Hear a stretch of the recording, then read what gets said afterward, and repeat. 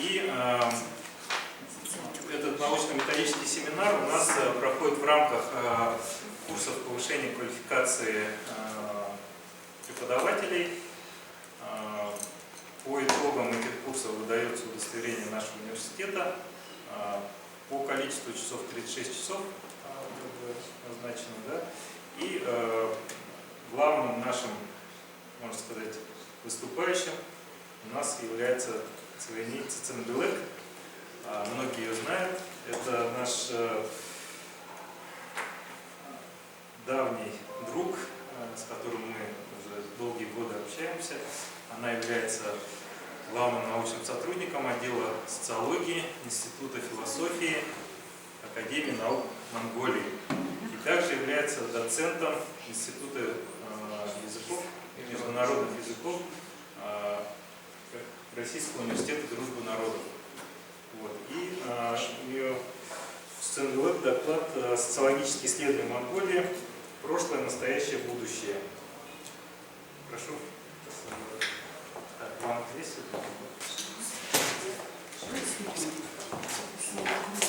Здравствуйте, дорогие коллеги, очень рада вас приветствовать. Это большая честь выступать перед коллегами, рассказывать. На самом деле, я не думаю, что мы долго совещались, о чем разговаривать, какие и что будет интересно. Вы сказали, что будет интересно направление исследования социологии Монголии. Что вам будет интересно, вы спросите, хорошо? Я просто общую канву, а потом из этого вы оттуда можете все что угодно, все, что вам нравится, все, что вам будет интересно, вы будете спрашивать. Да? Потому что исследований мы много делали, всяческих исследований много. Наш сектор социологии является сектором в Институте философии. Он раньше назывался Институт философии, социологии и права Академии наук Монголии. Он был образован в 1972 году, в июле 1972 года. В прошлом году мы делали 50-летие института. Вот. Тогда было всего 3 человека. В 2015 году было образовано институт в отдел социологии и социальной психологии, но сейчас он обратно, с прошлого года он обратно стал отделом социологии Института философии. К сожалению, реструктуризация всегда уделяется не содержательном, а в таком формальном качестве, что, например, был Институт философии, социологии права убрали, остался Институт философии. То есть вот это все игра этими названиями, заключается печально реструктуризация. Но провели реструктуризацию, как бы. Но тем не менее, вот эти все отделы и разделы остались, но сам факт того, что был. Вот. Когда мы создавали в 1972 году, это была первая, почти не было традиции социологической науки, подготовленных специалистов, как вы знаете, профессиональной литературы. В январе были тем 3 было у нас 3, они все закончили кафедру философии, факультет философии Монгольского государственного университета, и Гунцагу был экономистом. В 1972 году наши социологи, вот эти социологи, все группы поехали учиться в Институт социологии Академии наук Российской академии науки, и им преподавали эти ученые. Первые наши науки, первые первые учебники были вообще 70-е годы, в 74-м годах, то есть это были про марксистскую социологию, специфический прикладной анализ, то есть это все шло в русле марксистской социологии, как вы сами понимаете. И это наши ученые, которые защитились и работают по всем направлениям. Основные, то есть направления религии, направления социальной структуры, материального, трудовая мотивация, все виды, вы еще посмотрите направление социологии, что у нас будет. Потом в 1975 году у нас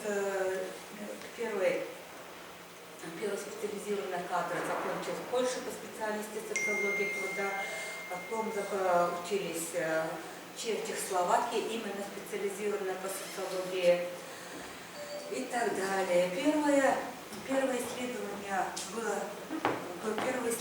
у нас состоялось в 1973 году. В 1973 году, когда известно польский руководитель профессор Дануский и профессор Шенкевич, Данута и Василевский, они приехали, делали у нас исследования скотоводов, они ездили по аймакам и проводили полевые исследования. Это было первое, так что мы говорим, что первые полевые исследования проводились у нас, учились у поляков. Потом в 80-х годах у нас проводились исследования образа жизни совместно с бурятским импитом. Вместе проводили Казахстан, Бурятия, Монголия и совместно по России были проводены под сектором образа жизни, исследования образа жизни под изобретением профессора, доктора Левыкина. Изучали помимо образа жизни, изучали бюджет времени. Бюджет времени изучался под руководством Патрушева, и когда в 1988 году мы только закончили это исследование образа жизни, вот мы тогда сидели с этими калькуляторами, и Гомбо был учеником Патрушева, он защищался в институте социологии, и вот я тогда на всю жизнь запомнила, сколько минут в одних часах. И вот говорит, 1 минута потерялась, куда вы ее засунули, куда 1 минута, где 1 минута? И вот мы лихорадочно, потому что мы давали вот эти все дневники записывания времени по протоколу. И вот они как говорили, вот, сходил в туалет, столько минут, сходил, покушал, приготовил еду, это все подобное. Мы проводили это, сидели с ними у скотоводов, у всех этих проводили и в селе, и в городе, в основном было в селе, то есть это было очень напряженно, это было очень сложно нам. Это вообще было что-то, потому что сидеть рядом с ними и записывать, вот они идут по своим делам, а ты бегаешь за ними, говорит, а ты куда пошел? А он говорит, ну в туалет. И сколько, и сидит там, и была такая синяя карточка с дневником. И вот этот дневник, вот такой огромный, зеленый, помню, вот там все писали, куда пошел, зачем пошел, что он делал, с кем делал, вот эти все, и это потом мы перекидывали в перфокарту. Перфокарту, как вы все знаете, были огромные IBM, и вот эти все добивали перфокарту, заполнки, и получали эти данные, которые потом посылали в институт социологии. Вот эти в институте социологии все обрабатывались, и потом нам возвращали данные. Это так работало. И работало это также с образом жизни и в Бурятии. Вот. А потом у нас приезжали в Ласово, проводили у нас, тоже мы проводили вместе все, проводили помимо образа жизни, проводили исследования семьи, городской, сельской семьи. Один из пунктов анкеты. Если вы знаете, у нас тогда институт социологии проводил огромное исследование, вот тогда мы ходили с книжечкой. В книжечке было все. Там было и досуг, и это, и даже когда мы проводили городскую и сельскую семью, один из самых трудных вопросов был про половые отношения. Сколько у вас было партнеров? И вот мы выходили, то есть, или женщины выходили с этими женщинами, то есть мы ездили по парам, да? Сотрудники, то есть и женщины, и мужчины ездили, мужчины разговаривали с мужчинами, женщины разговаривали с женщинами. Ну это вообще было, да, это было очень. Но это, тогда как в Советском Союзе не... Сколько партнеров имеется в виду, большая часть, да? Вы это хотите сказать? Да, сколько партнеров, нет, это были, сколько партнеров было у монгольских женщин в 80-е годы. Да? Вы это хотите спросить? Тайну. Да? Сколько в среднем? Было. Юристы хотят знать. Была большая разница, варьирование городской город, село, но не было такого, чтобы был телебат, чтобы они девственниками вступали в брак, такого не было. То есть это уже были добрачные отношения, всегда были, считались, как бы являлись... Свободные женщины были. Свободные женщины в Монголии, особенно на селе. А в городе, да, это которые молодые женщины, городские молодые девушки, которые были воспитаны в советском духе, они говорили, да, до свадьбы никак. Это было влияние, а кочевое влияние было так, что надо было рожать больше детей. Чем больше детей, тем больше помощников в хозяйстве. Даже такие случаи были, что у женщины было 8 детей, и она вдовела, и тем не менее молодой парень приехал попросить ее замуж. Она говорит, ну зачем? Ну, то есть с 8 детьми вроде как бы такая обуза, но она была всегда передовая скотоводка. Но он, тем не менее, упросил ее жениться, потом она еще трое-четверо, то есть у них было 12 детей, общих 4. И вот почему смысл? Он говорит, да что, чем больше детей, тем больше рабочих рук. Нет, просто очень интересно. Вот так. Да. Я говорю, Антон как раз обычное право наше. Да, обычное право, но, как вы понимаете, они точно всегда цифры не говорили,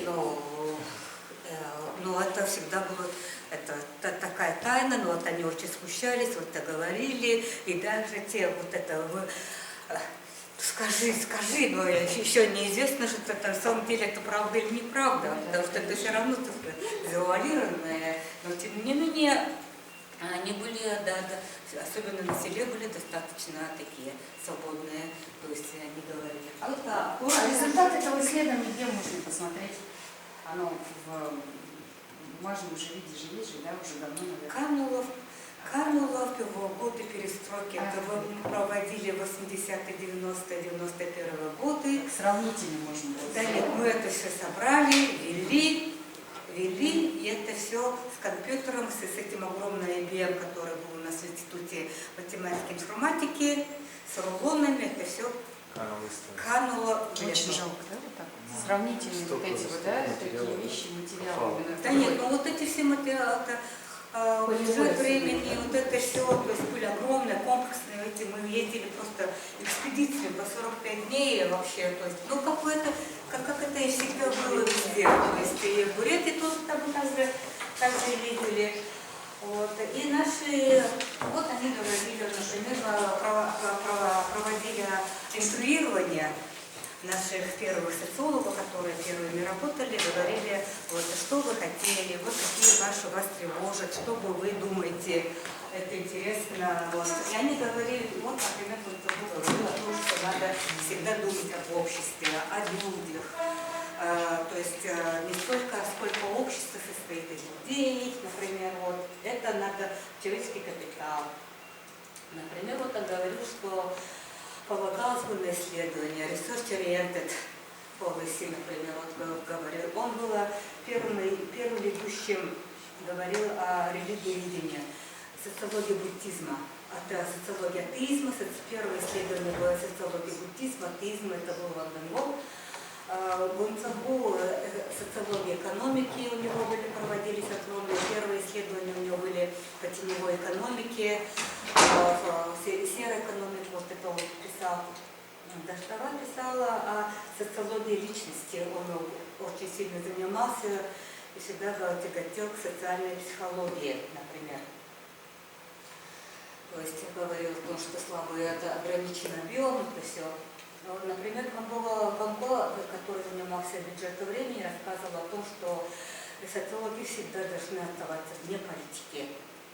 И что они все очень переживали за то, что в 90-е годы придерживают интересов клиентов. не придерживают интересов науки, а вот что заказчика ставили во главу угла, заказчики не наши, а вот когда в 90-х годах появилось очень много, несколько центров исследований, социологических исследований, например, при каждой партии было свой центр. И вот каждый этот свой центр имел, конечно, опрашивали, зачастую так случалось, что, например, где демократы опрашивали своих демократов и говорили, все поддерживали демократы, а МНРП опрашивал своих и так далее. Вот один из любимых перекосов, которые мы приводим студентам, в марте были, как вы знаете, у нас была голодовка. Проводилась голодовка на площади, из-за чего 13-15 человек голодала молодежь, и в результате чего сказали, мы не хотим, чтобы молодежь голодала, и они все ушли, просто ушли. Такого не было, что вот то всего не было. Просто они сказали, ну ладно, раз молодежь не хочет, то раз одни люди не хотят, то мы вообще, они сразу ушли и образовали новое правительство. И вот они говорили, что и вот тем временем, вот, когда один из очень плохих перекусов выборки, вот они опросили людей на площади и сказали, 80% опрошенных поддерживают демократические изменения, например. И сказали, что вот все общество хочет, а вы чего-то тут для поддержания, например. Вот. И вот на самом, например, был говорил, что постоянно надо быть всегда держать на пульсе, то есть слушать, говорю, слушать сплетни, кто что говорит, надо слухи питаться. Слухи всегда зачастую имеют правду. Вот. Так, ну это у нас закончилось, это сейчас 2 года назад было, у нас отдел социологии небольшой. Сейчас у нас в прошлом году закончили проводить 2 исследования. У нас исследования субсидируются федеральными властями, Министерством образования, науки и культуры тогда было, а сейчас Министерством образования и науки. И в прошлом году было руководителем проекта ПВЭФ, и было исследование состояния процесса эксклюзии, социальной инклюзии в английском обществе.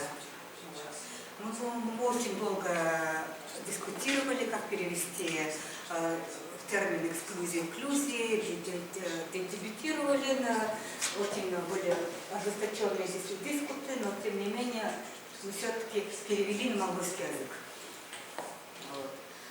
Интересно это, но в общем у нас идет основные направления теории методологии современной социологии, методологии социальной группы, отношений, стратификации, интересов, способов, ценностей и образ жизни, городские, сельские районы. Алексей Иванович, вы мне скажите, когда уже время будет хорошо? Вот, городские, сельские районы Монголии, где религия, семья, здоровье, культура, вообще вопрос общественного мнения с 90-х годов стало одно из направлений. И вот мы, то есть по годам проводили и социальных групп мы проводили, и социальных процессов провели, последние исследования провели, как я говорила, процессы социальной эксклюзии, инклюзии. Были опрошены, например, опрашивалось одно по всей стране, опрашивалось, и второе мы опрашивали специальные плотные таргет-группы, целевые группы, то есть это целевые группы бедных, целевые группы вот этих всех, как говорится, sensitive groups, это чувствительными группами, то есть которые инвалиды, вот эти, которые все, да, которые они могут, да, они уже попадают за рамки уже силу своих доходов, силу своих ограниченных возможностей, попадают в группу эксклюзивных людей. Потом еще в целевую, например, попадали еще люди, которые молодежь, например, которая Мы не могли сказать, что они аутисты, но типа того, что они как бы затворники, которые то есть с одной стороны людей изолируют от общества, а с другой стороны люди сами изолируются от общества. То есть различные методики использовались для изучения эксклюзии. Для изучения социальной группы в прошлом же году закончился проект социальные проблемы пожилых и пенсионеров, пожилых людей. Тоже интересные данные были. Мы проводили это с ассоциацией Ахмад Насны, ассоциацией Ветераны пожилых. У нас не называется ветеран, у нас называется старых людей, стареющих. Старейший. Да, пожилых, да? Ассоциация пожилых людей. Вот.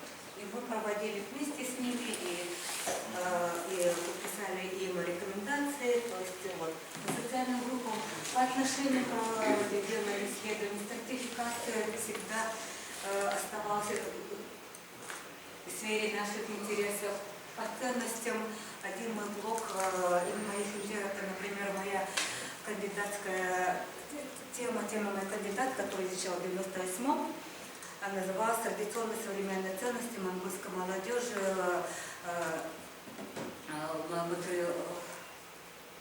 в свете модернизации» по методологии Инкельса и так далее. Образ жизни всегда был, проводили сельские и городской, изучение сельско-городского образа жизни, процесс урбанизации. То есть религия была, все еще остается, проводили социологию религии от традиционного буддизма, потом проводили шаманизма, новые течения были, новые религиозные течения, как они отражаются. Потом мы это проводили совместно с сектором религиоведения, с отделом религиоведения, культуры. Одном из направлений, помимо федеральных грантов, федеральных проектов, у нас другое направление есть совместное притворение совместных проектов вместе тогда было с РГНФ, да? С РГНФ было. А это еще, это было старое, да? Казахстан, который рассказывал. Да, вот это вы рассказывали. Сандалова, да. Сандалова. Так, вот тогда еще у нас были совместные мероприятия, были организовывались в свете вот этого исследования, по этим исследованиям. Первая конференция была на Байкале, Институт Инбит организовывал в 89-88 году на Байкале. И в 90-м году организовывали второй симпозиум уже в Улан-Баторе. Вот, в 90-м году. То есть, и вот на самом пике, когда начали все делать, когда все пошло в русло, и вот на начальном подъеме, самом подъеме в 90-х годах уже произошла перестройка, и все. А так у нас шли совместные конференции, стажировки, организация стажировки и в Москве, и обмен исследований, обмен литературой. Вот, и были проведены вот эти исследования. Но с тех пор у нас появилась возможность возобновления всех наших связей только с начала 2000-х годов. Проводились трехсторонние конференции, китайская, монгольская, российская. Вот. Проводили Улан-Баторские международные школы молодых социологов, наши молодые ученые уже тогда уже проводили, и тогда и вот мы видим, да? Вот кто у нас тут сидит? Кто у нас там сидит? Да. Аима Жумбаева, Василий Викторовна. Да. А вот Давид Доржич, Анна Викторовна, один стоит. Горшков, Маленкова. да. Александр Сергеевич Попков, Таня Железников, Валерия Кан. Могучая кучка. Да, и студенты студенты какие могучие, тоже студенты могучие. Но тогда они еще были молодые, это было 12-13 лет назад, а тогда они были молодые, да? До 35 лет. А самые даже молодые, вас да. что-то не узнать. Молодые, что это очень молодые. Ну, Мира, да, Коржиева, да, и так далее. Совсем молодые были. А Юна он посередине, да? Совсем молодые были. Совсем не видно даже. Валерия Кантова, вот Башкирия, то есть разно, то есть... Куча там было, да? Да. А Волгоград, то есть... Дулина. 13 лет. Волгоград, Дулина, да, 13 лет назад, да, как молоды мы были. Как искренне исследовались. Вот. Ну, проводили еще мастер-классы, что это Алексей Иванович. с московскими этими, это наша монгольская группа, с монгольскими, то есть новые и в городе. Ну, это целая неделя сидели, вот, все учились, конференции, летние школы, потом на базе ездили, и вот так уже через год каждый ездили, да? Вот. Потом в 2018 году организовывали трудами Тимура Батровича, БГУ и ИМБИТ, совместно организовывали Ирина, тоже нам очень сильно помогала, то есть перевод, то есть вот это, видите, да, то есть это все, это неразрывные отношения, это на Максимихе на базе БГУ, то есть ИМБИТ, Москва, наш это сейчас вице-президент Академии наук, Московской академии Чурбака, вот эти все Кошки, короче, это и университеты, и наука, то есть это симбиоз науки и университета. Вот. Там даже еще он был тогда председателем комитета. По гранту мы проводили в Пыли. То есть, Да, это грант в Пыли. то есть мы, вот монгольская тоже группа была, очень большая монгольская группа.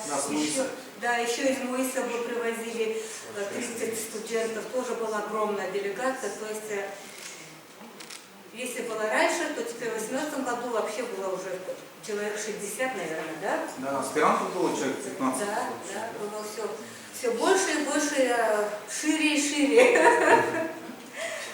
Вот. Ну, это уже наше вступление. Вот Байкальская школа. Вот. То есть уже было Лопатовское совещание, Байкальское, Лопатовское. Вот, то есть РБНС мы проводили, другое направление исследования были проведение совместных грантов, совместных исследований с РБН, потом было РФФИ. Было много исследований. Например, как вот началось возобновление исследования с Институтом социологии, в 98-м Валенкова, Чхмых, потом Горшков, и соответственно мы проводили исследования. Первое исследование с РБН было между Чулумбатом и Железняков, «Политический и социальный транспорт России и Монголии в глобальном контексте». И вот очень много, но вы знаете, принимали участие в них. Да. Тимура спрашивали, не знаю. Знаете, Кто? Запись идет. Железнякова, ой, знаете? а куда делать? Там на самом деле огромный этот был. 72 слайда. Шутка. Не переписался, наверное. Ну ладно. Помочь? Да нет, не помочь. Там было время есть, да, нет, там было 72 слайда, она почему-то дальше не идет. Нужно щелкнуть мышку у вас там сзади. Значит, нет, не сохранилось.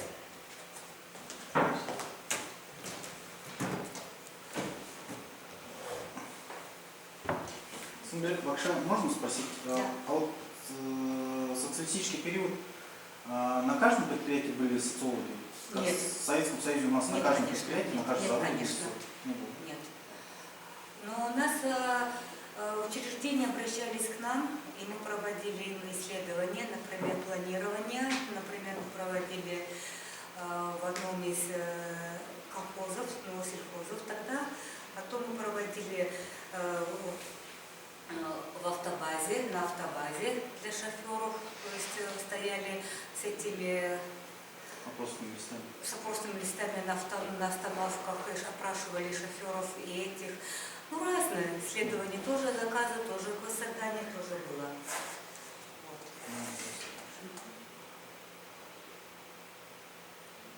Так.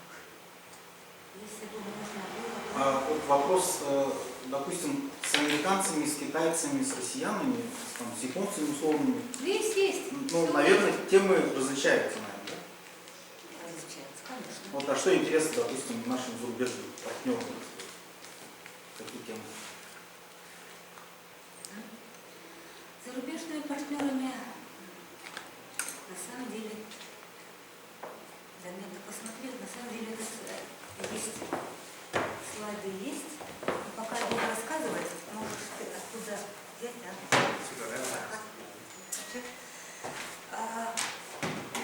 Мы работали с программой ООН, ПРООН, да, называется, программа развития ООН. И мы писали фонд демократии, Democracy Trust фонд. И мы писали туда, ну вы знаете, Millennium Development Goal, да? Задачи тысячелетия. Сейчас они задачи устойчивого развития, да? До 30-го года. И Монголия отличилась тем, что всего было 8 задач тысячелетия. Монголия инициировала 9-ю задачу тысячелетия, и она заключалась в выработке democratic governance development, то есть в упрочении демократическое правление государственности, которое заключалось в 3 задачах. Первая задача упрочение прав человека, вторая упрочнение демократических учреждений, и третья zero tolerance corruption, то есть коррупция, то есть уменьшение степени коррумпированности, но не было индикаторов. И мы занимались вообще, искать, высаживали, делали индикаторы, но тогда по всему миру это была инициатива, и, как говорили ООН, из-за монгольского вот это MDG-9 выросла SDG 16. На SDG 16 сейчас она уже стала... Вот так видите, SDG 16 стала демократической давностью, потому что сказали, что наше правительство, когда отобрали, они говорили, что вот эти все 8 задач не могут быть без управления. И это управление, и наша одна из задач была выработка индикаторов. Было очень трудно, потому что мы 2 года разбились над этими индикаторами. Например, когда для защиты прав человека предлагали один индикатор уменьшения преступности. Уменьшение роста преступности. И вот тогда говорит, мы вот так говорим, но они говорят, но вы знаете, уменьшение роста преступности — это индикатор о чем?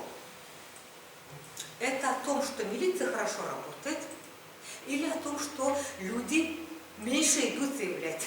Или наоборот, плохо работают, да? Плохо работают. Да. Правоохранительные органы. Да нет, они могут плохо работать, но тоже, с другой стороны, граждане могут не идти в полицию.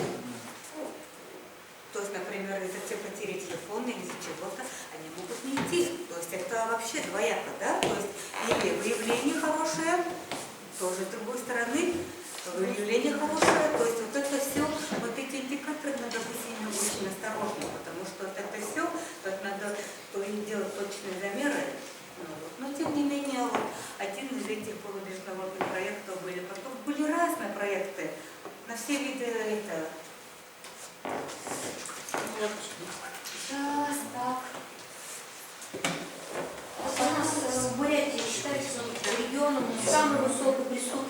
России, в Бурятии считается самая высокая.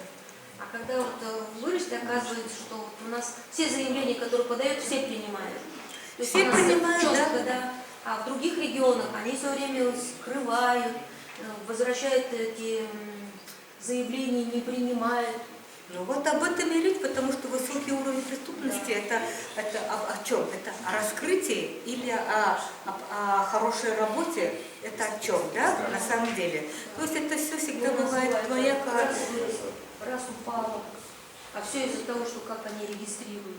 Да, это да, методика регистрации. И, например, эксперты из Института демографии московский, вот они независимый эксперт, вот он рассказывал о том, как проводилась учет переписи населения на Кавказе. И по регионам он рассказывал, он был очень крутой эксперт, уже не помню, как его звали, но он был вообще. Но вот такие цифры рассказывал, что ничего не...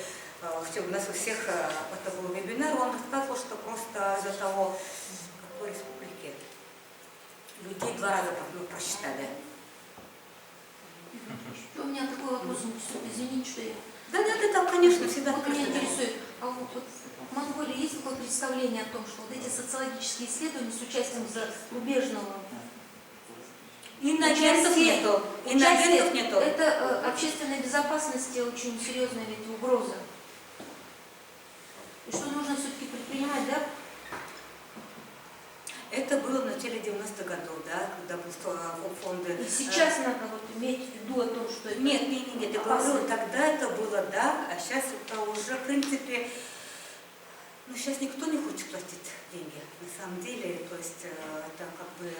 Это только сейчас идут, если даже международные организации есть, это уже программа развития ООН, например, Койка, Джайка, но у них проводят исследования не ради исследований, как раньше, например, при Сорусе, при Макартуре. Они проводят, например, вот этот проект, например, проект улучшения электоральной активности женщин. И вот они, например, сначала baseline study, то есть это сначала делают начальное исследование, потом они проводят какие-то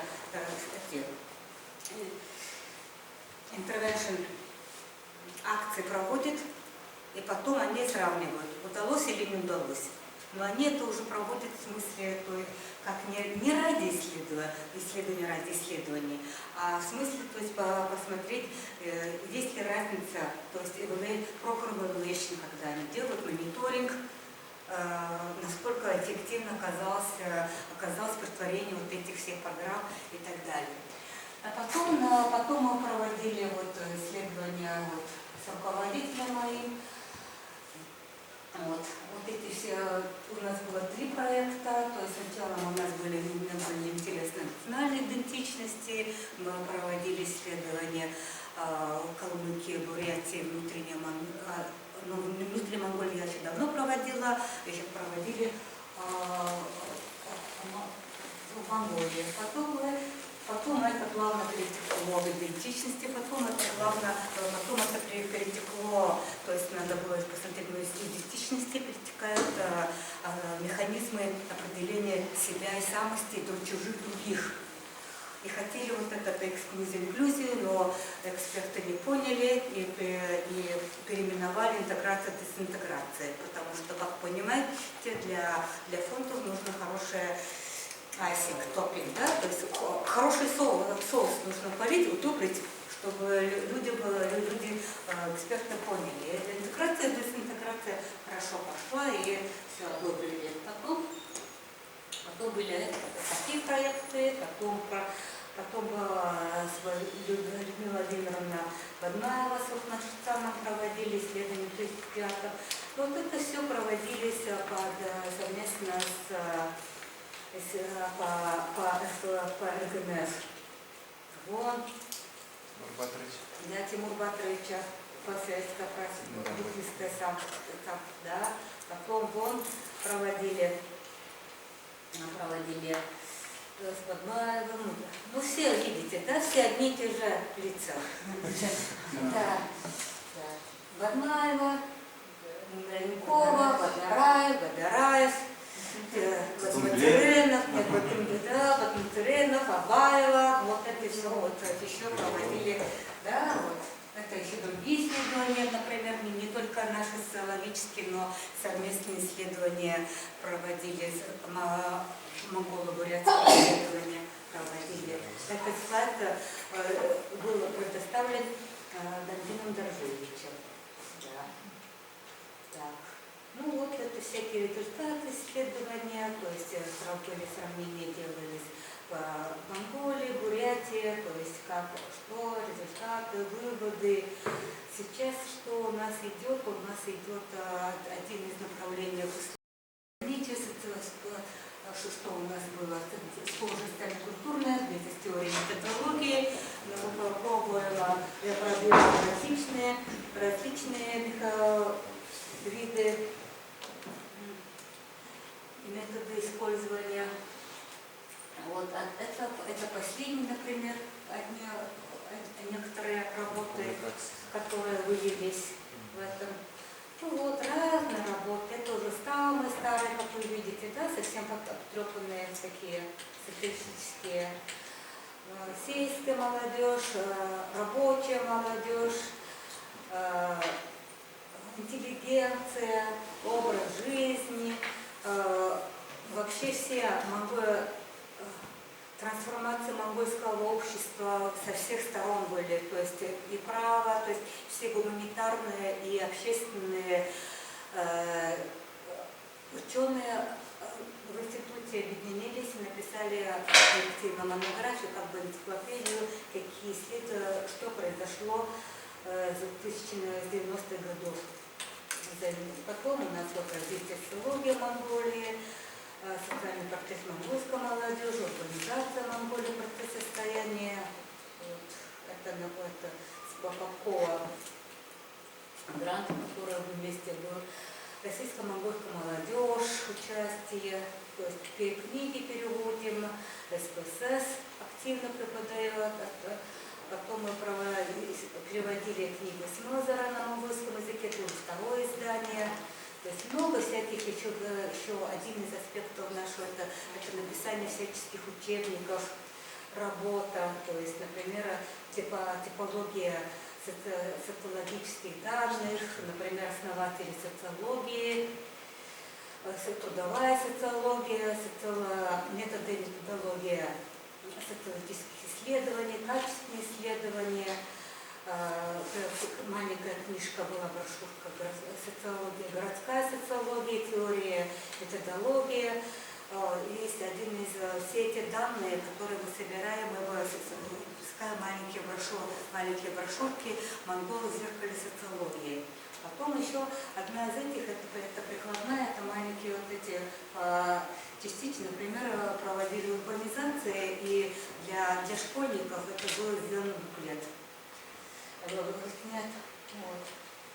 Ну, разные, много чего. Ну вот фундаментально, которые рассказывала исследования.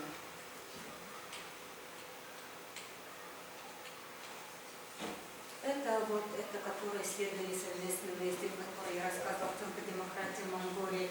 Оценку демократии в Монголии мы проводили 4 волны. С протяжением периодичностью 2 года проводили. Но один из этих остается, один из оснований, но его сейчас проводит более отдела политических исследований. Вот. Это по заказу, например, американский заказ, это тоже заказ и так далее. Вот, например, заказ, это был заказ ЮНЕСКО. R&D. Сколько вообще тратится денег на исследование Монголии? То есть мы проводили правительственные, те, которые федеральные, это понятно, но еще это было очень сложное исследование, опрашивать компании, сколько вы тратите денег на R&D. То есть выкручивали компанию. Посидели, анализ, нормативный сектор, много всего вообще. Так. Такие вопросы. Можно по гендеру название, вот я хотела, не успела записать. Право собственности и пол, да? Да. Да. Как раз, наверное, больше сам Тимофей. Да. Право собственности на дворовые, на двор, то есть право собственности на двор, управление участия. Имущественные права женщин, Да, как они да, реализовываются, да, в Монголии? Да. Имущественные права на двор, потому что было обнаружено, что не все дворы они регистрируют на мужчин. И то есть был проект, вот это американский, то есть они хотели, чтобы женщины тоже приняли участие, осознали, не прониклись необходимостью, что нужно регистрировать собственность на себя, а не на мужа. То есть это современное положение, имеется в виду Да. сегодняшняя ситуация? То есть традиция... 10-летней давности. Ну, 10, но все равно это, я имею в виду, уже как бы советская Монголия уже прошла. Да, Да? и до сих пор право собственности мужчин на себя оформляет, да? То есть как бы вот что результат Женщины исследования? сами идут и оформляют свои эти хашаны, дворы на мужчин. Женщины идут сами оформляют. То есть традиция как бы вот, Да. хотя согласно нормам права, там равноправие, в принципе, Да. насколько я помню. Но тем не менее женщины сами идут, и они просто оформляют свои хашаны, свои дворовые эти на мужчин. Поэтому этот проект и был направлен, что вот надо женщин Повышать правовую культуру, правосознание, да, женщин? Да. Какое интересное А еще исследование. гендер суду, еще какие там вопросы Очень изучать? интересное исследование. Гендер. Ой, по гендеру. Там много же исследований было, разнообразных. Разнообразных, и политического участия, и то, и все прямо. Меня всегда вот интересует тема, которую вы тоже изучали, питание современных монголов. Это тоже интересно. Это было в 2012 году. В 2012 году, почему мы это исследование, это было не исследование нашего института, у меня всегда было интересно посмотреть на это. У меня бзик, персональный бзик, надо ростить кадры. И поэтому у нас был совместный университет между университетом Улан-Батора, между Министерством образования и науки и Академией наук. Мы создали в 90-х годах совместный институт. То есть это как РГГУ, да, российская. То есть совместно между Академией наук и Министерством образования. То есть, да. И каждый институт, у него там была кафедра, и у нас тоже была кафедра, там мы преподавали философию, политологию и социологию. Но социологию людей мало шло, поэтому потом соединили социологию и социальной работы, и там была выстраивалась линейка, там студенты на 4-м курсе, они с первого курса они шли в поле. Начинали турьерами, на 2-м курсе они начинают уже типа небольшие исследования по literature review. Эти все американские они все застревают, да, в голове, исследования источников, то есть вот это они начинают нарабатывать теоретико-методологическую базу, 2-3 курс, со 2-го курса, с 3-го курса они уже начинают писать свое это, с 4-го курса они уже начинают делать свой проект с участием в 1-го, 2-го, 3-го курса, потому что они уже становятся кураторами. То есть вот у нас было, например, в одной группе где-то 20, на пике это было излет. В 10-х годах, например, вот каждой группе, каждый год по каждой группе где-то 20-25 человек. Вот они начинают с 1-го курса на поле, потом контроль, потом ввод данных, вот эти все, вот эти на каждый курс. А на 4-м курсе они поделились на 20 человек, там было 4 группы. Одна группа занималась социологией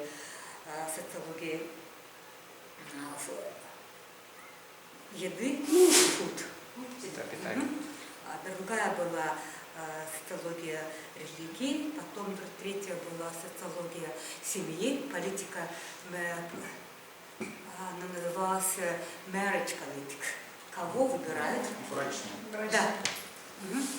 Брачный, то есть там брачные выбора и, например, ну вот каждый вот это, и каждый студент, например, вот в одной вот, например, была брачная политика, да, брачная политика, там, например, одна студентка, у нее был бойфренд, тогда потом они, конечно, уже поженились, у них 3 детей, вот у нее был муж, тогда бойфренд был индийец. Вот и она интересовалась межнациональными браками, межэтническими браками, и у нее был свой кусочек. То есть вот у каждого вот этих из этих 4-5 человек, вот тут общее называлось один проект, и вот у каждого этого есть свой кусочек. Например, социология это по религии, например, одна девушка, у одной шаманизм, у другой буддизм, у третьей христианство. Ну, а анкета-то одна, но методы разные. Например, вот 1-2 курс, они все, например, было mapping, они город поделили на структуру, на топографические. И вот 1-2 курс шел по маршруту, тупо выделял какие-то церкви. Вот они говорили, они не зарегистрированы, например, в подвале, всякие эти сидят христиане. То есть, например, вот они ходили, спрашивали, и потом ходили и регистрировали. То есть это наблюдение, это, ну, разные, но им же интересно было. Ну, то есть это joint, все проекты, потому что навести реально 80 студентов, и за 80 студентов это просто физически было невозможно. А так они все старшие проверяют, контролируют младших, все работают в группах. Это было очень здорово. И на меня была, и на преподавателя наименьшая нагрузка. Это потому что ты уже проверяешь только готовое, что на гора проверяешь методологию, методику, анкеты, инструментарий, и потом уже, что они представляют, потому что они все уже забивают, это все, они уже этому научились, старшие контролируют младших, и это уже все идет автоматический процесс. И тогда было интересно, потому, например, мы социология питания, что люди как питаются, например, один кусочек был вегетарианство, кусочек, например, кусочек был традиционных, и, например, они делали традиционное питание, традиционное питание, как они первый курс, вот это, читают сказки. Читают сказки, и сказки, были легенды, и делают Excel-файл, и в этом Excel-файле какая сказка, кто ел, что ел, с кем ел, в какой ситуации ел, с кем ел, да, с близкими, на роде, как была приготовлена пища. То есть это барана всего, или барана навертели, или закапывали, и так далее, и так далее. Это просто сидели, читали сказки, первый курс. Второй курс контролирует, как они вбивают, и так далее. Тут много разных всяких. Это же интересно было. Ну и они учатся. Но это был такой. Это было не академическое, это было такое студенческое, но они все были тысячники. Все исследовали тысячники, потому что студентов же много. И каждый студент, например, 1-2 курс, они, то есть по каждой группе, они тоже делились, но в каждой группе таким образом было 80 студентов, 4 группы, где-то каждой группе это сколько? Это 20 человек. Могучая пятерка это 5 человек, 4-й курс и так далее. То есть там вот под ними было 15 человек. И эти 15, то есть ходит 15, один человек собирает, 15 собирает, один человек собирает 50 анкет, это уже 500, то есть 15 собирает, ну вот каждый человек, ну вот на одного человека где-то норма 60 анкет собрать. 60 анкет за семестр, это в принципе, ну да, то есть Нереально. да, это реально. 60 человек за семестр, то есть они просто вот это, по календарам, ну, и они, вот у них есть выборка, маршруты, которые третий курс проверяют, и они ходят, и 60 анкет, и получается тысячник. И таким образом эти были тысячники, но хорошая выборка, хорошая методология, но это все студенческие работы. А потом дальше куда-то? Дальше где-то эти были данные использованы? Вот то, что Ну, студенты студенты писали делали. статьи. Получилось потом что-то издать, опубликовать? Ой, тогда это было так много исследований. Но они, да, они написали статьи, они они писали статьи публиковались, ребят. Статьи они публиковали, потом на конференциях выступали, в журналах публиковали. Ведь их есть, например, вот в урбанизации книжки, они написали одну главу питания, городское питание и так далее. Вот там были разные, там очень интересные исследования, например, даже стратификация была по еде. Food strategy, выбор стратегии. Я сегодня рассказывала ребятам про дигитализацию, про дискурсные исследования, и как это дискурсные исследования, например, жир. Хорошо? Надо есть животный жир или не надо? Надо? Конечно, В конечно. меру. Курдюк особенно для женщин. Да. А 20 лет назад, Лиза, это было как? Не знаю. 10 лет назад. Нет, это даже 10 лет тому назад говорили, холестерин ни в коем случае не Реально, жирный. Вот. 10 лет тому назад это были. Вот я им рассказывала это на примере вот дискурса в обществе, какие они бывают очень влиятельные. Это все дискурсы, это все. И, например, приводила пример, оказывается, туберкулез – это болезнь двух видов бывает. Одни бомжи болеют, не бомжи, которые бедные, а вторая, да, синдром жен с Рублевки. Начали вдруг все заболевать, потому что людям нужен жир. Они не ели вообще, например. И так далее. То есть, да. И вот и так далее. Вот это все тоже в еде тоже стратификация наблюдается. Разные виды, да, белая еда, зеленая еда, такая, сякая. Но все равно, ну ребятам интересно, они же этим все занимаются, бегают, туда все делают, пишут. Ну, в Монголии же мало кто болеет сахаром. Ой, сейчас много. Сейчас реально много. Сейчас у нас ожирения много. Ну чего? Везде глобализация. Вы чего? Фастфуд, Фастфуд. мясо запивает, Фастфуд. газировка, кока-кола, кока-кола. Почему только в Монголии? Ха-ха-ха. У детей, например, у детей день рождения. Вот это, Вы внуки у вас чем питаются на день рождения? вот это А? Чем исследование, питаются ваши внуки? австралийское исследование, Коровы, еще что? То, что при 100% таких аборигенов Австралии, все больны сахарным диабетом. Тоже перешли на это, да? Да. Ну, фастфуд. Нет, ну потому что вот, у них нет иммунитета. И вот, например, ребенок, что у вас просит на день рождения? Пицца. Ну, и что? Пицца, газировка, курицу. Да? Ну, курицу в кисло-сладком этом соусе и так далее. То есть это уже везде. То есть и В общем, вузом не надо кормить наших детей нормально. нормально мясо. А то сосиски, курица, пицца, все. Спасибо. Давайте поблагодарим.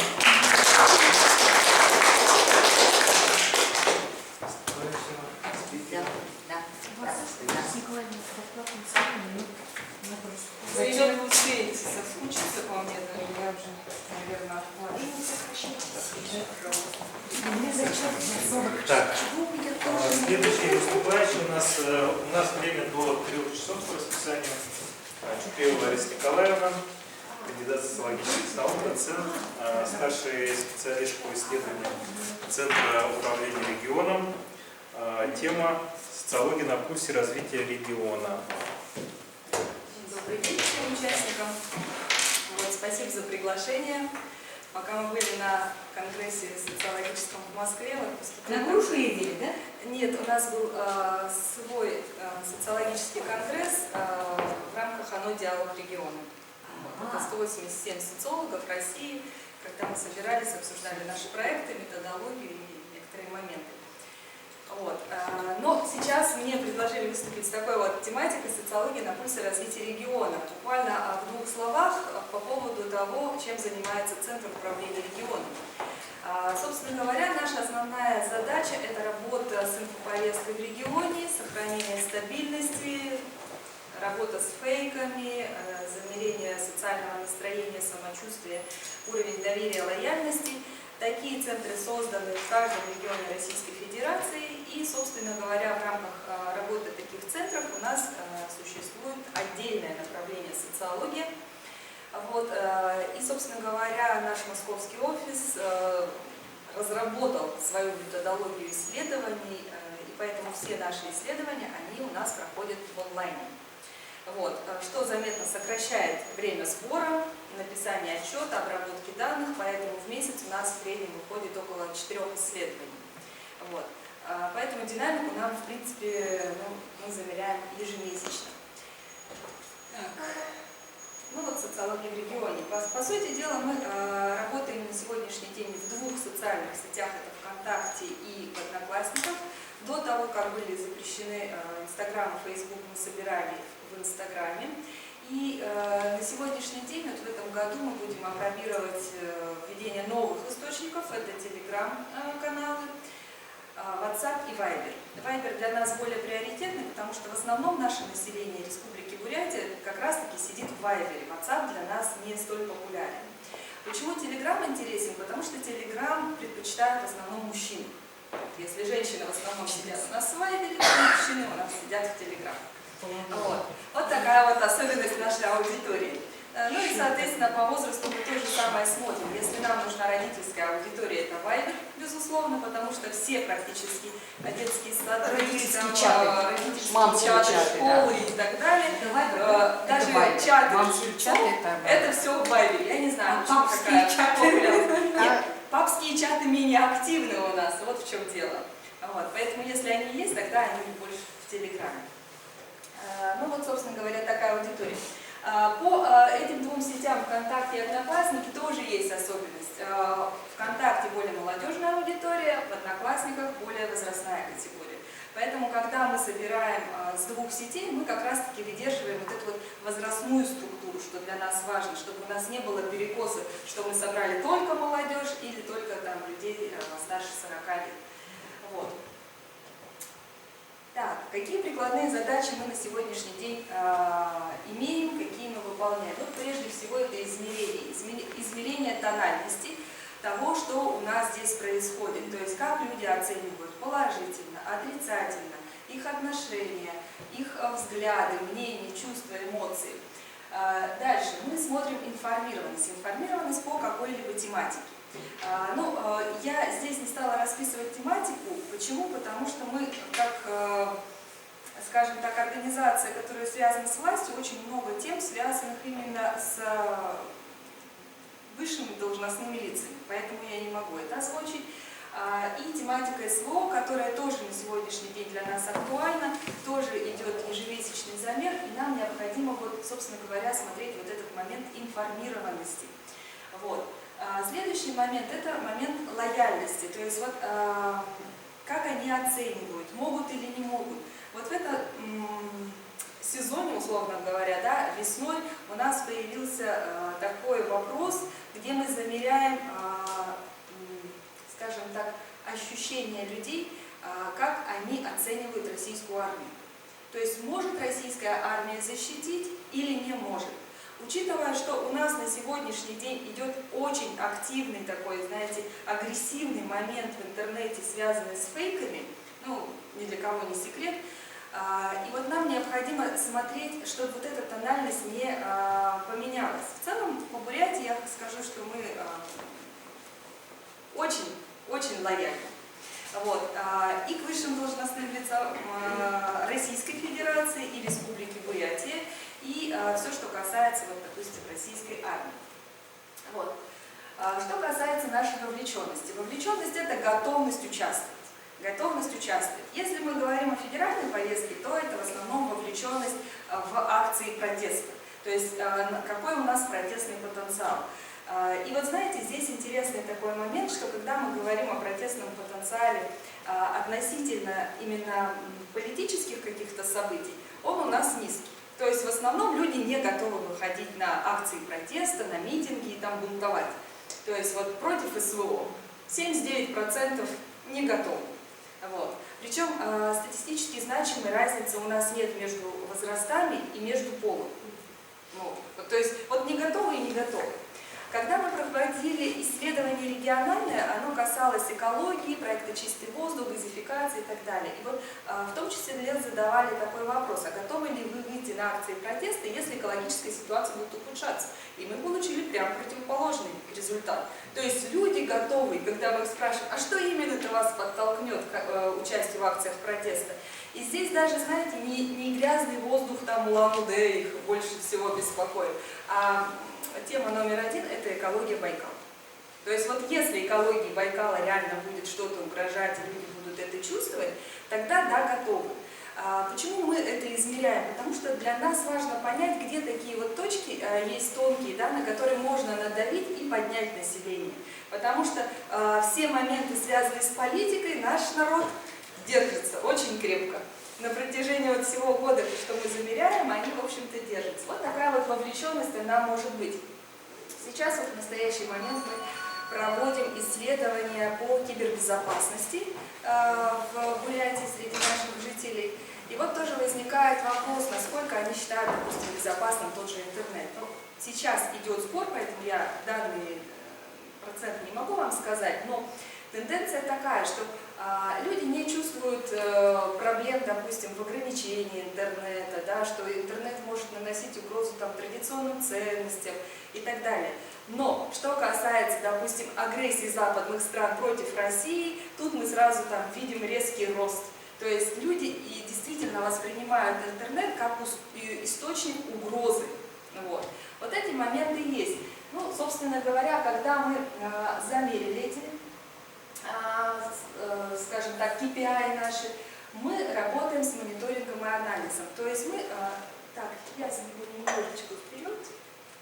Вот, ну, собственно говоря, здесь мониторинг на протяжении года. Я взяла небольшой кусочек вот, по поводу вот, фейки по теме СВО, как часто они встречаются и не встречаются. И мы как раз видим, что фейков становится все больше и больше. И вот, собственно говоря, к 12 мая мы фиксируем такой очень большой всплеск. Здесь мы вместе с аналитиками уже анализируем, что было в нашем инфополе, почему люди встретились с большим количеством фейков и как этому противостоять. Ну, напомню, да, что в этот момент у нас с вами была такая ситуация, это, скажем так, события, связанные с взятием Бахмута, вот, Артемовска. Информации было много, вбросов было много, люди напряженно смотрели, следили за этой информацией. И мы вот видим вот этот момент, когда они встречаются. Соответственно, сейчас у нас инфополе немножечко успокоилось, казалось бы, да, вот буквально до конца мая. Но в связи вот с тем, что сейчас у нас идет массированная атака беспилотников на российские регионы, я думаю, что мы снова увидим вот этот самый всплеск. Вот. Ну, собственно говоря, мониторинг на протяжении, скажем так, 1,5 лет. Вот сейчас это примерно 1,5 года, потому что сама наша организация, она существует 2 года. Каждый месяц делаете замеры, да? Каждый месяц. Это вот замер... Сколько человек, выборка сколько? 600. Я сейчас к ней вернусь. Так, вот, и вместе с аналитиками мы, собственно говоря, смотрим вот эти вот большие всплески. Когда у нас, допустим, идет подъем на 5%, либо падение каких-либо показателей, нам необходимо анализировать и смотреть. Следующий момент, когда мы работаем совместно с аналитиками, это поиск актуальных тем. То есть вот возникает вопрос, что помимо федеральной повестки мы занимаемся нашими региональными темами, и возникает вопрос, вот что мы можем взять. И вот здесь разница между наукой и практикой заключается в том, что в науке мы все-таки ориентируемся на наши интересы. Ну, допустим, нам интересна социология семьи. И там можно очень много исследовать, и это просто непочатый край, учитывая, что все время этот институт модернизируется. Но в рамках нашей деятельности мы это не можем сделать, нам необходимо какое-то обоснование. То есть, а почему в Бурятии занимаются социологией семьи в рамках работы ЦУРа? И когда вот мы говорим о том, что у нас там разводимость достаточно высокая, нам говорят, хорошо, тогда давайте про традиционные ценности можете спросить. Вот. И вот эти поиски тем, они берутся из аналитики. Аналитика у нас состоит из двух частей. Это инцидент-менеджмент, то есть это комментарийная активность в социальных сетях. Система отлавливает их все и, собственно говоря, специалисты на них отвечают. В конечном итоге за месяц получается статистика, по каким направлениям больше всего у нас возникает обращений. Например, дороги, общественный транспорт. Хотя, казалось бы, дороги – это наша вечная проблема, но у нас фиксируется всплеск в апреле. До августа, в августе дороги подлатают, уже народ становится спокойней, и потом уже где-то вот к ноябрю это все стабилизируется. Но с сентября месяца начинается всплеск вместо дорог общественный транспорт. Все приехали, надо в школу, надо на работу, с отпусков вернулись, пробки. Все, вот недовольство вот этим общественным транспортом. И вот в прошлом году, в 2022 году, в ноябре мы с Иржен Саяновной провели исследования по как раз-таки работе общественного транспорта и написали вот две статьи. Одна по цифровизации общественного транспорта в рамках реализации стратегии Российской Федерации, и вторая, собственно говоря, удовлетворенность качеством. Мы взяли только город Улан-Удэ, потому что тут совершенно разные такие категории. Для Улан-Удэ мы брали выборку 300 человек. Где публиковали? Вот в Инвите, в Инвите мы опубликовали про фейки, надо забрать статью. Так, одну мы у Тимура Баторовича, но он сказал, что она выйдет осенью по цифровизации, восточный вектор, да. А одна вот как раз-таки на монгольской конференции в апреле мы участвовали, коллеги тоже, наверное, кто-то, да, был, вот, и даже ездили, но мы в онлайне выступали как раз-таки по вопросам цифровизации общественного транспорта. И сейчас мы ее публикуем во Владивостоке, вот отправили туда. Так, ну вот, собственно говоря, мониторим, анализируем, это инцидент-менеджмент. Вторая часть нашей аналитики, она уходит, собственно говоря, в медиалогию. Медиалогия – это программа, которая вообще улавливает и мониторит все региональные СМИ и смотрит, где какие риски возникают.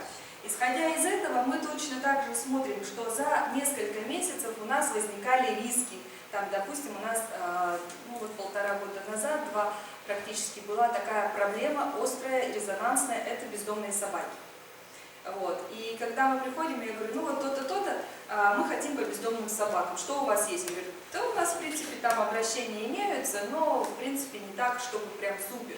Мы проводим исследования по бездомным собакам, и тут же вот эти громкие события, которые на всю Россию прозвучали, да, что бездомные собаки нападают на людей, загрызают.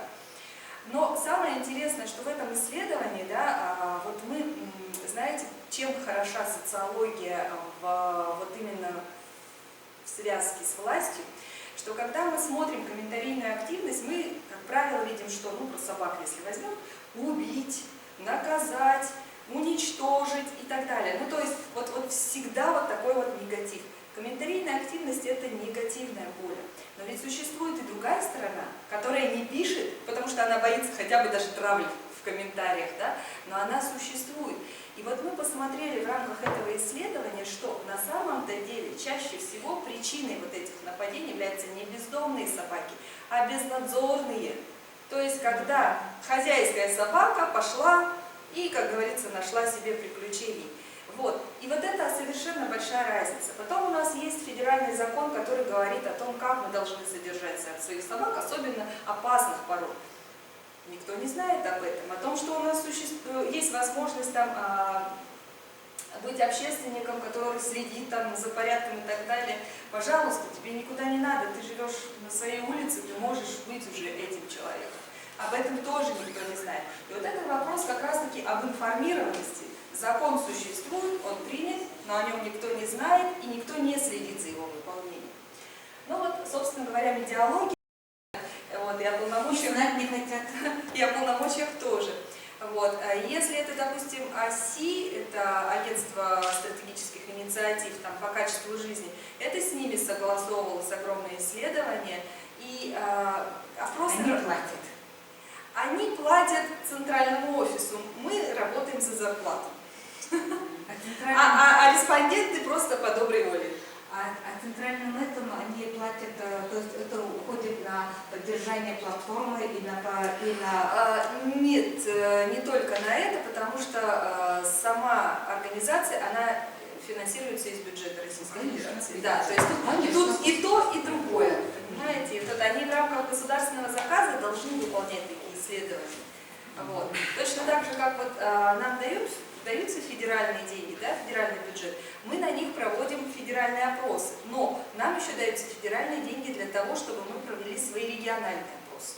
Ну, они же всегда федеральные, маленькие деньги. Нет, у нас есть исследование примерно, вот самый как бы бюджетный вариант, это 25-30 на одно исследование. Да, это немного. Последнее исследование, когда возникли проблемы с рекламными кабинетами, у нас вышло 117 тысяч. Вот. Уже прогресс. Ну, это вопрос расходования средств. Поэтому, когда мы пришли, там сказали, что нам не хватило денег на закрываться или еще что-то, нам сказала Федерация, тема узкая, тема важная, патриотизм в Бурятии нужен, вот вам еще 50, и давайте, ребята, еще проводите, пока не наберете. Поэтому у нас вот вышел такой достаточно дорогой. Для Бурятии это дорогой. Если мы смотрим по Якутии, то там средняя цена опроса 70 тысяч. Вот. То есть в разных регионах... 600 человек. Да, тоже на 600. В разных регионах один и тот же опрос, одна и та же анкета, она будет стоить по-разному, потому что эта ссылка как реклама, она проплачивается. То есть как аукцион, как вы отторгуетесь. Соответственно, допустим, в праздники невыгодно проводить такие опросы, потому что будет выше цена. Вот. А если, например, зимой, то, соответственно, там, в будний день это будет дешевле. Хорошо, давайте дискуссии в частном порядке. Да. У нас еще выступающие. Да. Давайте. Все, спасибо.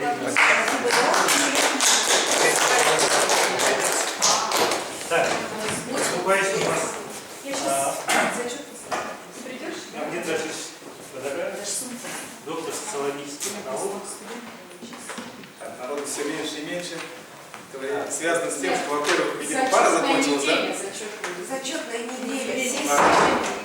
Все понятно, но ряды редеют, но тем не менее остались самые сознательные, стойкие И заинтересованные. Да. На самом деле, Владимир Александрович Родионов тоже был выступить, да, но в связи с тем, что у него график очень плотный, да, он попросил меня, я хотел бы представить несколько слайдов по поводу очень актуальной проблемы в нашем регионе. Да, вы, наверное, все согласитесь с этим, да, самозанятость республики. Дело в том, что эта проблема, она достаточно актуальная, и здесь представлены ряд причин, почему эта проблема является актуальной. Понятно, что научно-технический прогресс, все двигается, все меняется, структура отрасли, экономика и так далее меняется, соответственно, возникают разные формы занятости.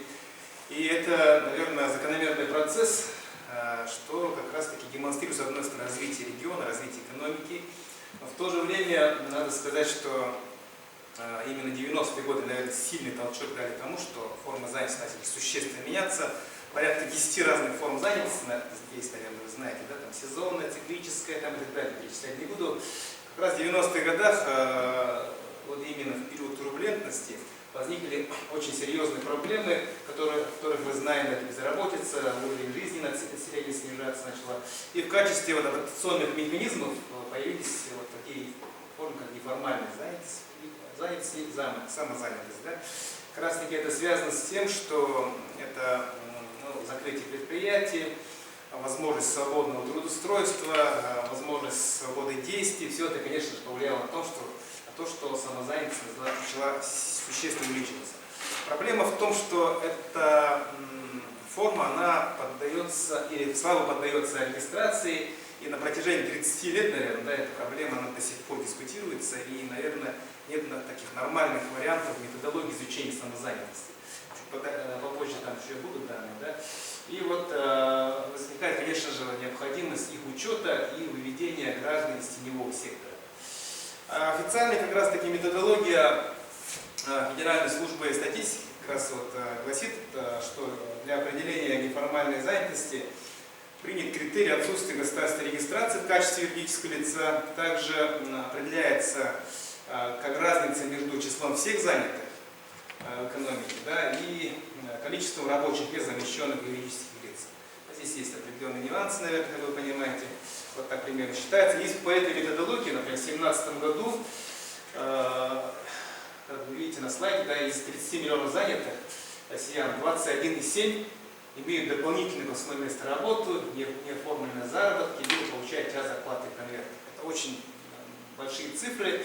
И вот мы видим, что цифры доходят до 20% валового внутреннего продукта. Вы сами понимаете, это огромные цифры. Да? Что касается Республики Бурятия, здесь представлены данные, но они были представлены не ранее, чем результаты переписи населения. Как раз таки мы видим, что цифра 985, а на самом деле по переписи 2021 года у нас 978 свежих. Превалирующими секторами являются горнорудка, сельское хозяйство, торговля, сфера услуг. Численность рабочей силы 427 или 43,3%. Из них занято 382 тысячи примерно, да, и безработным считается по методологии ООН 45,4 тысячи безработных человек. По сравнению с 2021 годом вот, наблюдается в 2022 году снижение тенденции снижения роста уровня занятости и снижение уровня общей безработицы. Но у нас это, как вы знаете, все скачет, да, вот, особенно в последнее время, после, так скажем, 2014 года и 18-го ковидного периода, да, все это быстро меняется. Что касается неформальной занятости Республики Бурятия, то в 2021 году численность неформально занятых по той методологии, которая была представлена, примерно 14,5 тысяч человек. Из них работали по найму 63,5, не по найму 36,5. Лидирующими отраслями здесь представлены торговля, ремонт, сельское хозяйство, охота. Также незначительно, но представлены строительство, обрабатывающее производство, транспортировка, хранение. Между тем известно, что по данным некоторых компаний, которые проводят вообще федерального уровня исследования, например, в 2018 году по данным ВПК доля неформальной занятости в Бурятии составила треть от общего числа занятых. То есть речь идет о том, что очень большие цифры, соответственно, надо полагать, что и занятость, и налогообложение, и бюджет, конечно, от этого сильно страдает. Когда мы говорим про самозанятость Республики Бурятия, мы здесь должны учитывать две основные категории. Да, это традиционные самозанятые и официальные самозанятые. Да, вот. Это две разные вещи, так скажем. Да, самозанятые, которые нигде не регистрируются, а сами на себя работают, и никому не обязаны, ни государству, никому, да, и вот так и работают. Особенно это характерно для сельской местности. Ну, есть официальные самозанятые, которые вот как раз таки возникли именно с 2019 года, когда был запущен официальный такой налоговый режим, как налог на профессиональный доход. Это как в качестве эксперимента был запущен, а позднее большинство регионов вошли в этот проект, и вот этот налог также был распространен. Ну и здесь условия представлены, вы все, наверное, знаете, да, что 4% налога для тех, кто работает с физлицами, 6% для тех, кто работает с индивидуальными предпринимателями. Этот доход не должен превышать сумму 2,4 миллиона. Да? И если превышает, то процент поднимает до 13%. И считается, что из суммы уплаченной налогооблагаемой базы 63 значит, зачисляется в бюджет региона 37 фонд медицинского страхования. Самозанятые, поскольку уже вовсю работает эта система у нас в Республике Бурятия, надо сказать, что уже выделяются достаточно крупные суммы, особенно в период распространения ковид, как компенсация тем, кто недополучил доходы. И надо сказать, что за тот период, который всего лишь 4 года, да, 3,5 года прошло, если на 1 августа 2020 года было только 3395 человек, то через год их количество возросло вдвое, 7205. А если я не ошибаюсь, на начало 2022 года их число превалирует уже за 10 тысяч человек. И до 2024 года 13,3 тысячи самозанятых должно быть у нас в республике. Это с учетом того, что предприниматели их 11,4 тысяч человек. Да, и, естественно, предполагается, что ряд проблем будет разрешено. И как власти нас декларируют, говорят, введение этого спецрежима не является способом пополнения бюджета, а лишь как стимулирующая антикризисная мера. И вот в связи с этим присутствующие, с половины присутствующие участники нашего гранта, так скажем, да, в этом году мы вывели небольшой такой грант, БГУ поддержку получили, и вот в связи с этим вот те цели и задачи, которые представлены на сайте, на слайде, да, вы можете видеть. Мы хотим всесторонне изучить проблему самозанятости в регионе. Для этого мы должны выстроить, так скажем, получить портрет самозанятого, выявить причины, препятствующие способствию развитию самозанятости в регионе, выявить ориентиры, стратегии, их установки. Мы также хотим узнать об их уровне жизни, ценностных ориентациях, иерархиях этих ценностей, исследовать характеристики, отражающие удовлетворенность по разным направлениям, как материальная помощь, материальная составляющая, социально-экономические характеристики, социально-статусные особенности. Также мы хотим попробовать выделить ключевые модели самореализации, карьерной стратегии исследовательной группы и по возможности предложить какие-то рекомендации для органов властей. Если надеемся, конечно, результаты мы получим, и это будет представлено. План реализации у нас вот здесь. Да, вот, если говорить по планам, у нас активная работа уже идет. Мы уже программу разработали, фокус-группу провели. Значит, на данном этапе сегодняшнего дня запускаем, на сегодня исторический момент, запускаем онлайн-опрос. И 700 человек, 700 анкет мы планируем собрать. Надеемся, что получим. Все эти данные мы будем, конечно, усиленно обрабатывать, писать статьи. Уже одна статья опубликована у нас. Ну и к концу года мы будем представлять отчет, наверное, перед руководством университета. А вот участники нашей фокус-группы, здесь представители самых разных направлений, отраслей, да, вот, начиная от ремонта бытовой техники, заканчивая редактором текста. Вот, самые разные у нас представители, даже Алексей Маланович присутствует как юрист, здесь откроем секрет, тоже как самозанят, поскольку не запрещается, да, помимо... Неформальный. Да, то есть он работает, он официально зарегистрирован. То есть мы привлекали именно официально зарегистрированных самозанятых. Да? Вот о чем я тоже говорил, анкету мы запускаем по тем блокам, которые соответствуют задачам. Ну, в заключение надо что сказать, что в условиях современных вызовов,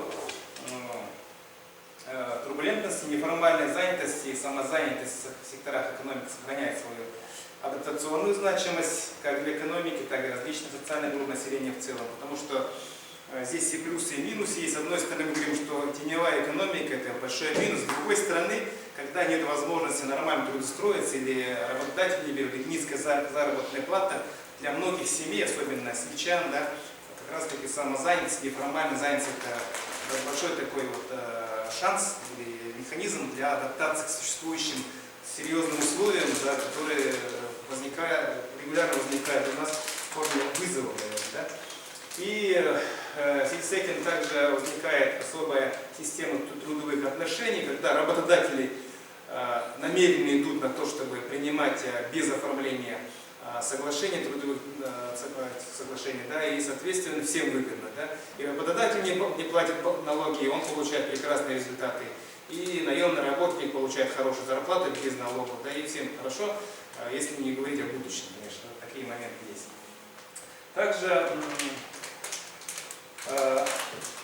надо учитывать, что у нас особый трансграничный регион, и это говорит о том, что у нас особая республика с особым потенциалом, это горнорудная промышленность, возможность развития сельского хозяйства. Когда мы говорим про самозанятость, мы должны иметь в виду, что в этих сферах, в этих отраслях они представлены, и здесь как раз таки много чего делается на стыке законного и незаконного, да, поэтому вот этот момент тоже требует определенного внимания и конкретного изучения. И традиционные самозанятые как раз таки в определенной степени восполняют пробелы в социально-профессиональной структуре в виде производства своих исходных товаров и услуг. То есть самозанятые на самом деле очень много производят, и официально зарегистрированы, и официально не зарегистрированы, потому что на самом деле фактически много чего производится и в сельском местности, и в городских условиях, особенно когда мы разговаривали с нашими уважаемыми участниками фокус-группы, вот эти моменты как раз таки выяснялись. Ну и в любом случае, несмотря на то, что самозанятых, зарегистрированных на данный момент 10 тысяч, конечно же, для властей и для общества очень важно, чтобы они вышли из тени, из сферы теневой экономики и достойно, так скажем, вкладывали свои усилия и лепту в дело развития общества и гражданского общества, да, развития гражданского общества. Вот такое быстрое выступление. Мне удалось буквально за 10 минут изложить структуру своего выступления. И я думаю, что очень скоростное выступление получилось. А можно как раз Спасибо за внимание. спросить, а вот в интернете вы рассылкой, да, будете собирать, потому что аудитория-то достаточно узкая? У нас здесь уже отработана схема. Мы через программу QuestionStar уже начали процесс, и мы будем распространять через систему «Мой бизнес», которая достаточно известная, и к нашей радости очень много выпускников наших работает в этой сфере. И также через Республиканское агентство занятости мы будем выходить на нашего тоже хорошего знакомого, который тоже обещает помогать. Мы надеемся, что 700 человек мы наберем. Да, из 11 тысяч, которые сейчас зарегистрированы, из них, наверное, 700 человек попробуем найти. Это будет сложно, но в то же время мы не ограничиваемся только официально самозанятыми. Мы будем также охватывать тех, которые не зарегистрированы. Самозанятые. Да. Таксуют, шишкуют. Да, их много, особенно сельских. Их много. Бюджет закладываете вот так. Бюджет, весь бюджет у нас упирается в бюджет нашего гранта. А этот бюджет небольшой, пределах 200 тысяч нам сказали.